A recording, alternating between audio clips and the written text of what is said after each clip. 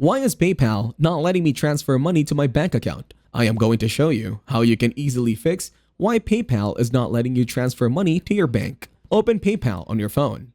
If you are not signed into PayPal, follow the on-screen instructions to access your account. If you want to send your balance to another person's bank account instead of your own, that person will need to sign up for PayPal and then link their bank account. Tap Transfer beneath your PayPal balance. You will see your balance on the left side of the screen. Enter the amount you want to transfer. You can enter your entire available balance if you would like, or you can transfer less to keep a balance in PayPal. The transfer amount must be at least $1. Choose whether to make a standard or instant transfer.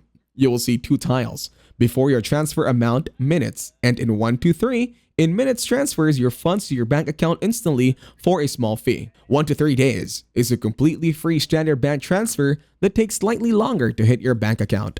Some banks might charge additional fees or take some time to complete the transfer. If the correct bank account is not already selected, tap Change and select it now. If you don't see the bank you want to transfer to, you will need to link it to PayPal before you can withdraw your funds.